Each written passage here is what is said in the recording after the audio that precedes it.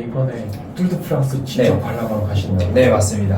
네, 그러면 또 혹시 뭐 카메라에 비춰지기 위해서 막 특별한 뭔가를 하실 건가요?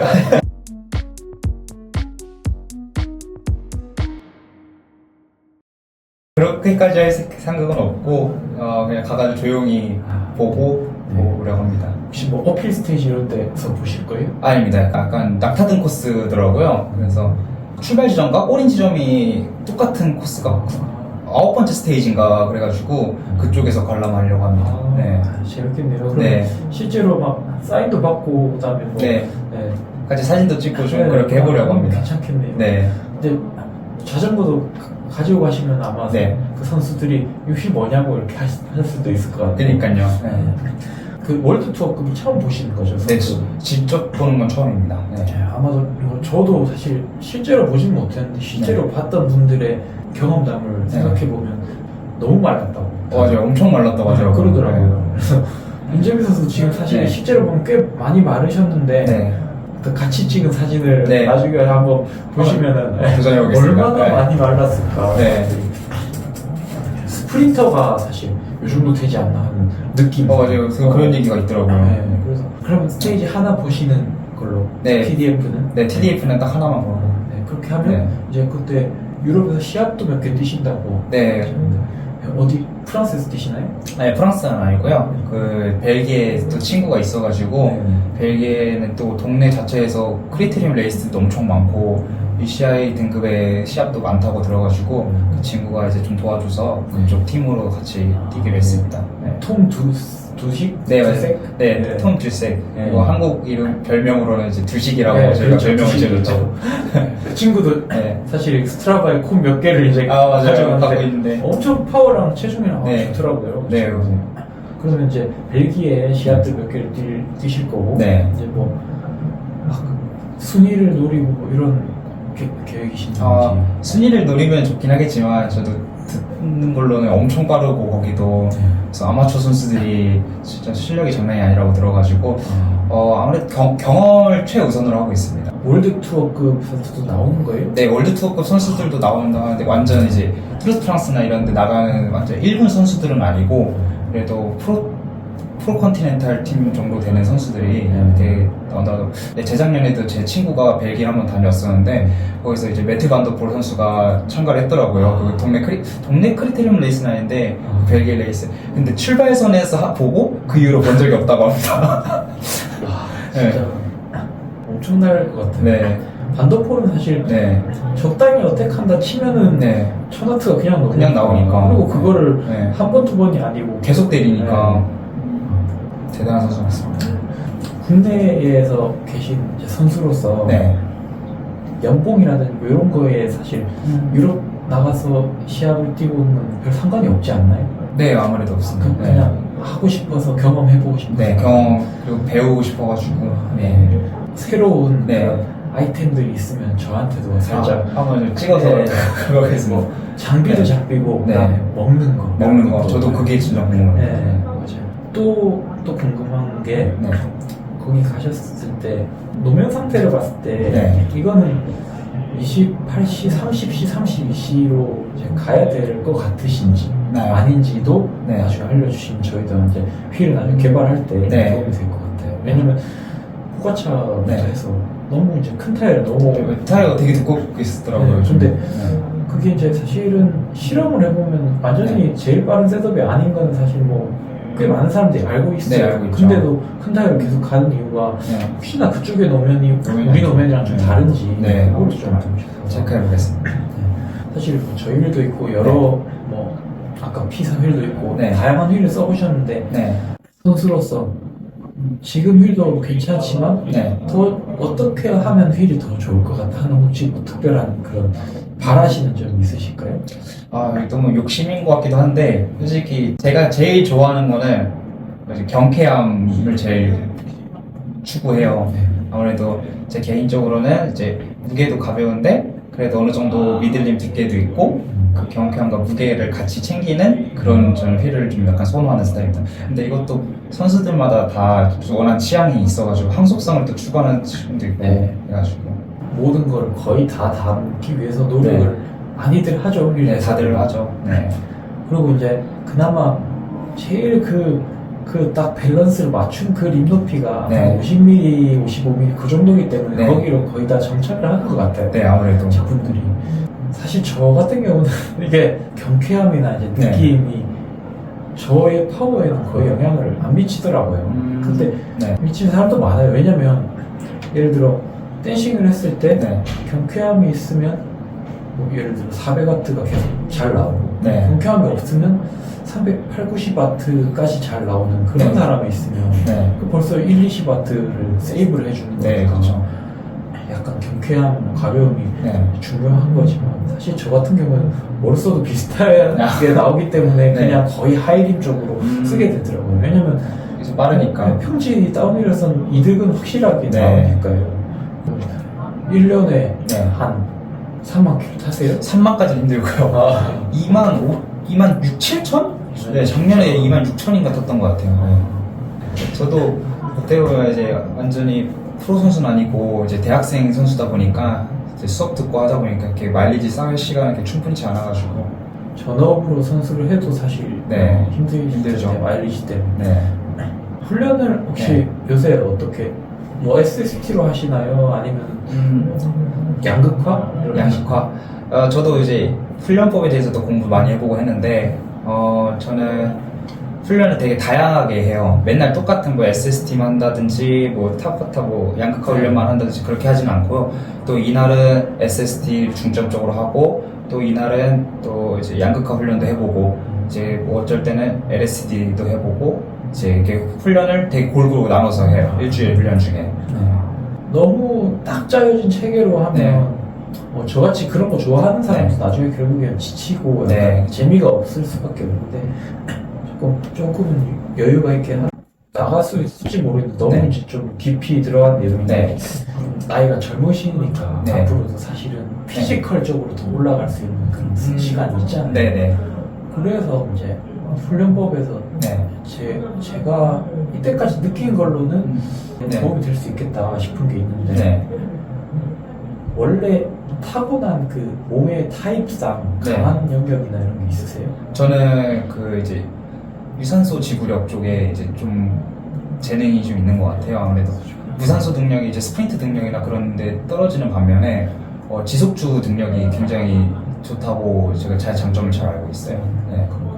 네, 안 그래도 사실은 이번 설악 때 평균 파워고 깜짝 놀랐어요. 6시간 네. 넘게를 평균 파워가 245와트? 그 정도 나왔잖아요. 네, 그 정도 나왔던 것 같아요. 네. 그 정도면 제가 6시간 18분 나왔을 때 네. 평균 파워가 225와트였어요. 네. 그러니까 사실 저는 이제 에어로 덕을 많이 봐가지고 네, 네. 그래서 이제 225와트 그때도 뭐 쉽진 않았고 꽤 네. 힘들었는데도 240몇 와트가 나왔으면 정말 유산성이 좋으신 건데 저는 반대로 진짜 완전 단거리만 타고난 몸이에요. 원래 스프린트 쪽으로. 네. 스프린트라기보다는 네. 오히려 제자리 멀리뛰기처럼 걔는 아. 1초, 0.5초 힘주면 끝나요. 네네. 그 다음 팔씨름 칼슘. 이런 것들만 타고난 몸이었지 네. 유산소 쪽은 전혀 없었어요. 음. 근데 이제 그런 경우에는 저는 여러 가지 해보니까 네. 이런 사람은 스프린트 치고 쉬고 스프린트 치고 쉬고 해서 네. 그런 네. 훈련하니까 네. 전체가 다 올라오더라고요. 5분도 전체. 올라오고 아. 20분도 올라오고 다 올라와요. 그러니까 몸 네. 그 피지컬 자체가 올라오는 거예요. 그래서 아마 이제 재민 선수님께서는 네. 유산소가 타고나셨으면 네. 그렇다고 그러면 막 4시간짜리 평파 훈련한다 이런 거보다도 네. 인터벌을 하실 때 네. 4분 인터벌이나 뭐 2분 인터벌보다도 어쩌면 8분 8분, 인터벌이 네. 제일 효과가 좋으실 것 네. 같아요. 8분 저도 되게 즐겨하는 훈련 중에 하나예요. 네. 저 같은 경우는 못해요. 저도 1분 넘어가면 하기 싫어가지고 못해요. 저도 이거에 대해 되게 공감을 했던 게, 저 이제 후배들도 이제 훈련을 하니까 제가 이제 훈련 프로그램이나 이런 거 좀 도움을 좀 줘요. 네. 근데 좀 단거리성 이런 스프린트 능력이 좋은 친구한테는 이제 30초, 15초 훈련법 네. 그리고 이제 8분 훈련법 두 가지 주면 확실히 유산소 지구력이 있던 애들은 8분이 훨씬 더 쉽다고 얘기를 해요. 맞아요. 근데 이제 단거리성 이제 그런 쪽 친구들은 저기는 8분째 진짜 죽어도 못하겠다고 너무 힘들다. 차라리 30초씩으로 더 낫다고 그러니까. 이렇게 얘기를 하더라고요. 그 타고난 그 기질과 네. 몸은 진짜 어떻게 할 수가 없나 그러니까요. 태어날 때부터 정해져서.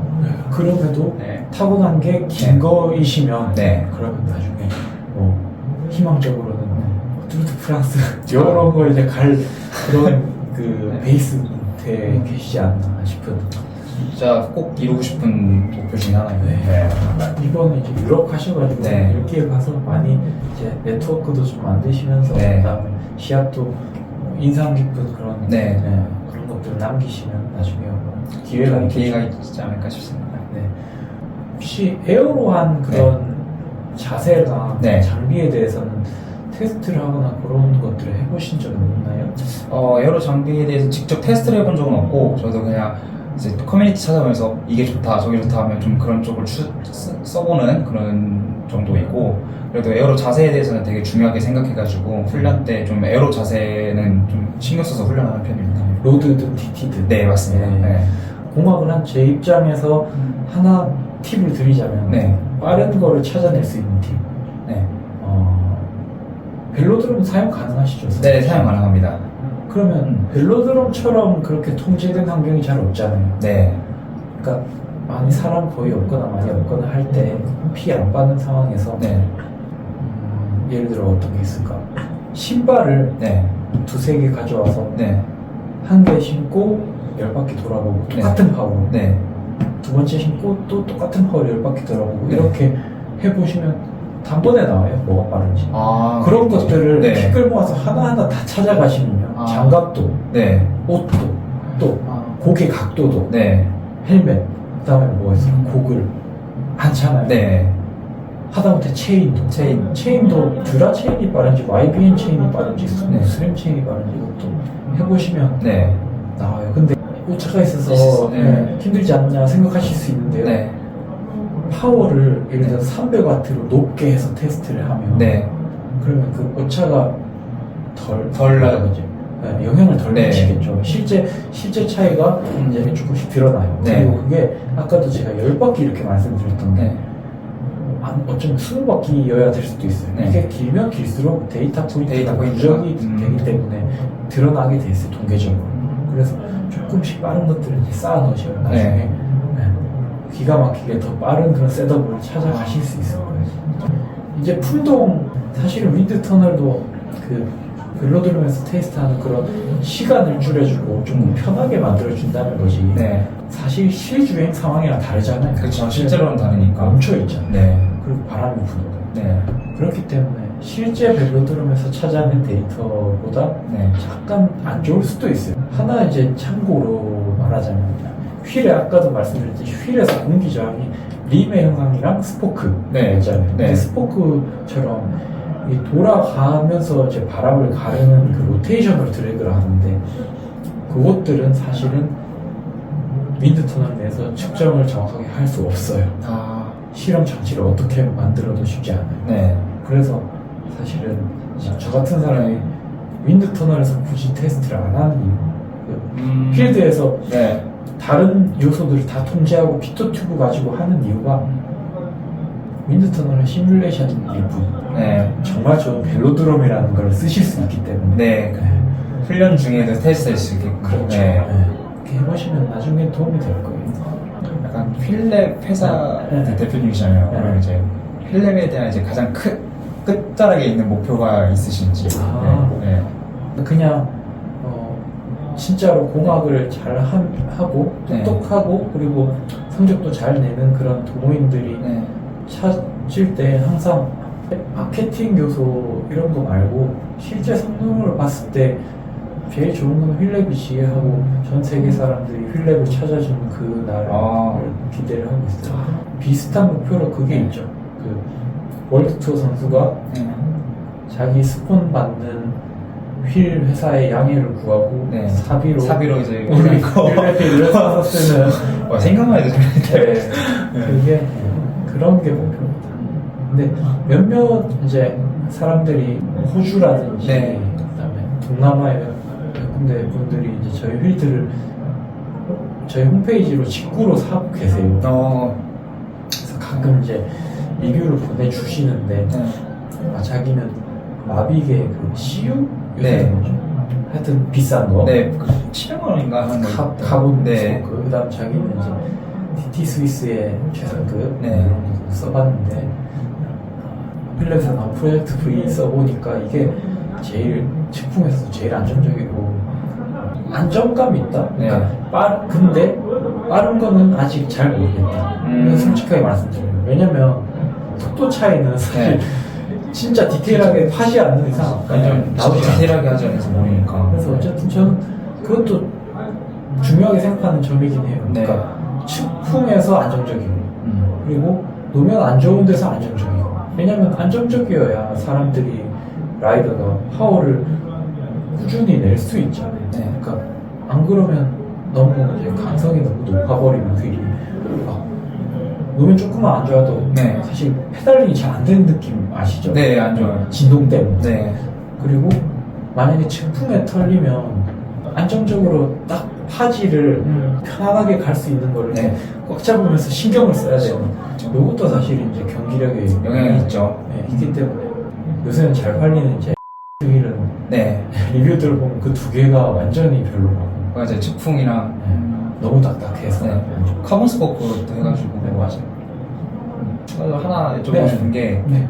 이제 휠에서도 이제 핸들바도 나오고 이제 휠도 나오잖아요. 네. 그러면 이제 프레임까지도 생각하고 계신지. 네.